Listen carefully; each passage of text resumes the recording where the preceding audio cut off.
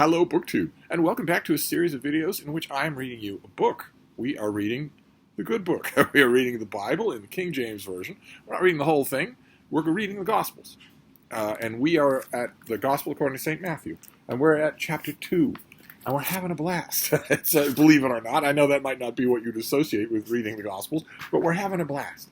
Mainly because the people who are most ardently watching this series have signed on to the way I'm doing it, which is wonderful to me, just tonic to my heart. It's also wonderful to me how many of you are Christians, believing Christians, who recognize that I am not a threat. I am not attacking you. I am having good, serious fun reading this as literature. We are not in church. This is not Sunday school. I could do that. I have done homiletic readings of these very same passages many, many times. Fruitful ways to do that in the lens of faith. But we are taking our God goggles off to read these like we would read any other ancient Near Eastern text. I've got a number of great emails. My favorite one last night, was from someone who linked my reading of these New Testament passages with the reading that I did recently of the opening chapter of War and Peace, where one of the characters refers to Napoleon Bonaparte as Antichrist, and then in parentheses emphasizes, "I really do think he is." And one of you wrote and said, "I don't think you're the Antichrist," and then in parentheses, "I really don't think you are." That was wonderful. So we are now at chapter 2.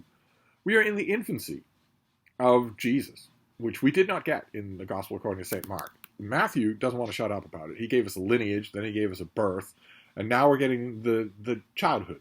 Or at least some of it. I'm sure that when you read this, you'll want more. But this is chapter 2. Now when Jesus was born in Bethlehem of Judea in the days of Herod the king, behold, there came wise men from the east to Jerusalem, saying, "Where is he that is born King of the Jews? For we have seen his star in the east, and are come to worship him." When Herod the king had heard these things, he was troubled, and all Jerusalem with him. For when he had gathered all the chief priests and scribes of the people together, he demanded of them where Christ should be born. And they said unto him, "In Bethlehem of Judea. For thus it is written by the prophet, And thou, Bethlehem, in the land of Judah, art not the least among the princes of Judah, for out of thee shall come a governor that shall rule my people Israel." It comes from the book of Micah. I think because of that name, we could probably discount it. Then Herod, when he had privily called the wise men, inquired of them diligently at what time the star appeared. He sent them to Bethlehem, and said, "Go and search diligently for the young child, and when ye have found him, bring me word again, that I may come and worship him also." Liar, liar, pants on fire. When they had heard the king, they departed, and lo, the star which they saw in the east went before them, till it came and stood over where the young child was. When they saw the star, they rejoiced with exceeding great joy. And when they were come into the house, they saw the young child with Mary his mother, and fell down and worshipped him. And when they had opened their treasures, they presented unto him gifts, gold, and frankincense, and myrrh. And being warned of God in a dream that they should not return to Herod, they departed into their own country another way. And when they had departed, behold, the angel of the Lord appeareth to Joseph in a dream. Again, in a dream. The angel appears to the wise men in a dream, and he appears to Joseph again in a dream. What is this business of a shy angel? I've never heard of such a thing. Saying, "Arise, and take the young child and his mother, and flee into Egypt, and be thou there until I bring thee word. For Herod will seek the young child to destroy him." When he arose, he took the young child and his mother by night, and departed into Egypt, and was there until the death of Herod, that it might be fulfilled which was spoken of by the Lord by the prophet, saying, "Out of Egypt I have called my son." Those of you keeping track in the cheap seats, that's 2 scriptural references in terms of Scripture coming true in this one chapter so far, and we're not done. Then Herod, when he saw that he was mocked of the wise men, was exceeding wroth, and sent forth and slew all the children that were in Bethlehem, and in all the coasts thereof, from 2 years old and under, according to the time which he had diligently inquired of the wise men. Then was fulfilled that which was spoken of by Jeremy the prophet, saying, "In Ramah there was a voice heard, lamentation and weeping and great mourning, Rachel weeping for her children, and would not be comforted, because they are not."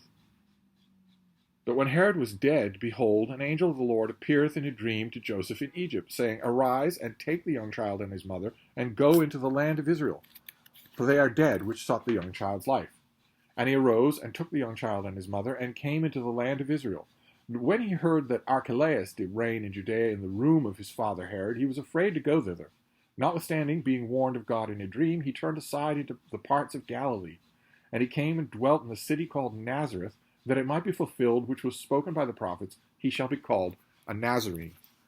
And that ends chapter 2, and good God, you don't need to be looking for it to see. Matthew's hitting you over the head with something that Mark only occasionally thinks to do. Matthew, it's clearly what he wants to do, is to say, this is fulfilling Scripture.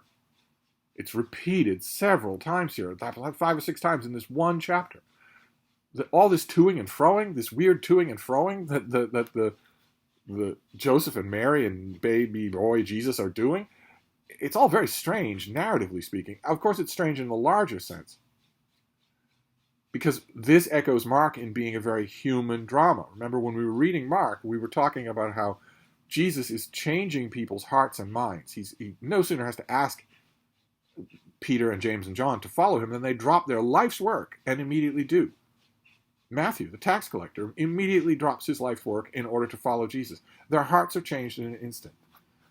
It isn't stressed by Mark, and it isn't put that way, but clearly that is a power that Jesus has. It never even seems to occur to him. It certainly doesn't occur to the writer of the Gospel according to St. Mark that he would do that with the chief priests and scribes and Pharisees that come and start to test him. In fact, that relationship quickly grows so antagonistic that they decide to kill him. All very human, a very human drama. They decide he's a threat to them, and they want to kill him.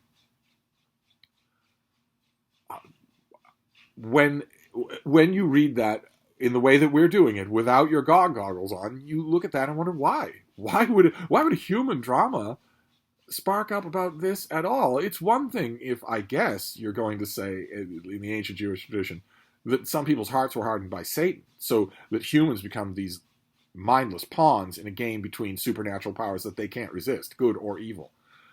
But it's another thing if you're just making enemies in the human way. That's what Jesus does. He makes enemies in the human way. Why that would happen in a divinely sent mission to earth is a question, and that question comes up again in Matthew in spades in this chapter.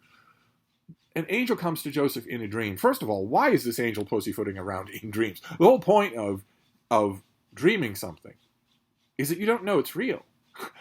The whole point of angels coming to people, Elizabeth or Mary, in person, to say nothing of Abraham or Lot or anybody, the whole point of angels coming in person is specifically to distinguish it from a dream. There is no questioning. Why would God's messenger need to come in a dream?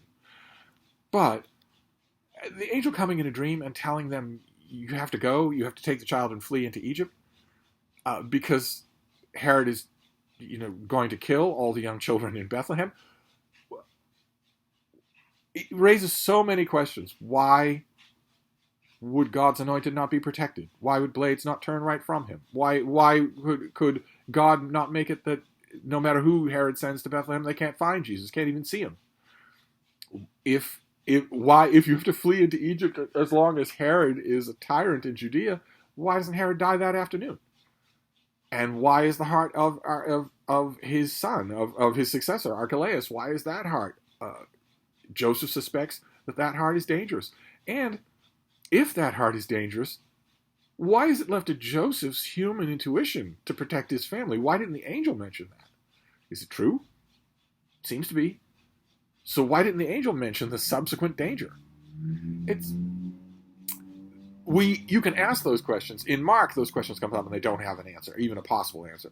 In Matthew, they do have an answer. It's not a very good one, though, or maybe you think it is. I'd love to know Matthew's clear answer to questions like that. Why are you herring all over? You take a condo in Egypt, sooner get there than you have to pull up stakes and take a condo in Judea, but not in Bethlehem. You have to go somewhere. You have to go to Nazareth.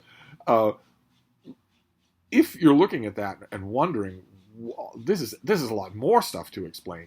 You're patiently waiting on the death of a mortal monarch. Why would God need to do that? Well, Matthew provides you with an answer, so that gospel will be fulfilled, so that Scripture will be fulfilled. if Scripture is mentioning, "O thou Bethlehem Ephratah, though you be the littlest of the tribes of Israel, you still shall be great, because from you I shall call a leader." Okay, that's written. That's got to be fulfilled, so it's got to be Bethlehem. He shall be a Nazarene. Oh, okay, that's written, so it's got to be fulfilled.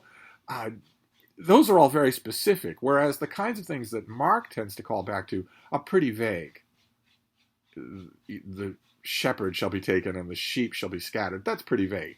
That could apply to dysentery, not necessarily Jesus being taken and crucified. These are very specific. You have to come out of Egypt. You have to be called a Nazarene.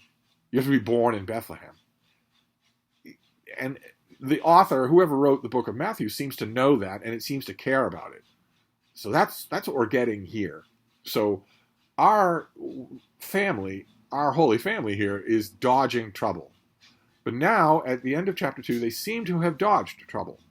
Herod the Great is dead. They are apparently settled down outside the notice of Archelaus in Nazareth. So that's where we're leaving our story for now, and we'll move on to chapter 3 next time. So I'll see you all then. Thank you, BookTube.